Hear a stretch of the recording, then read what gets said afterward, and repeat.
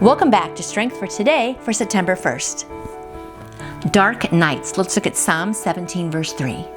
Psalm 17 verse 3 says, "Though you probe my heart and examine me at night, though you test me, you will find nothing. I have resolved that my mouth will not sin." Dark nights. La noche oscura del alma. The dark night of the soul.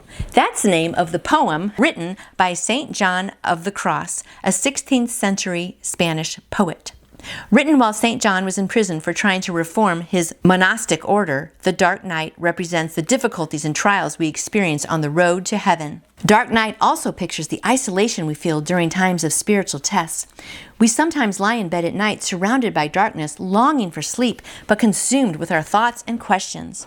The psalmists, especially David, were candidly honest about their literal and spiritual dark nights.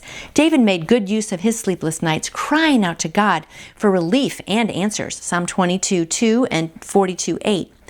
And he relied on the natural order of things to remind him that weeping may endure for a night, but joy comes in the morning, Psalm 30 verse 5.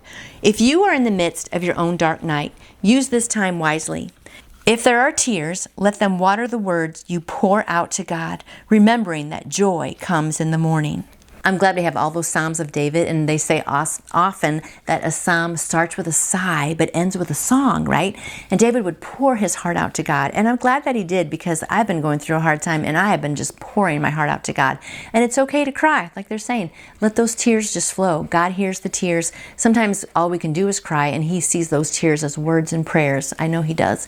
And so I hope today that you just have comfort that even though it is a dark time, that God is listening and he's watching, and it's okay to pour out your heart to him, and that also he's going to give us comfort, right? So weeping does endure for a night, but joy will come in the morning.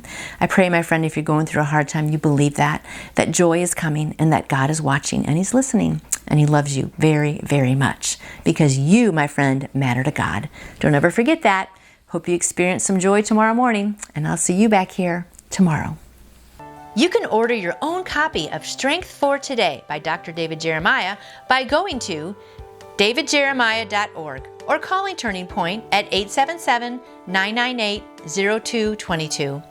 And I would like to answer any question you may have about faith in Jesus. Just email me through my website, nancyjoytoyou.com. I hope you lean on God's strength and have a fantabulous day.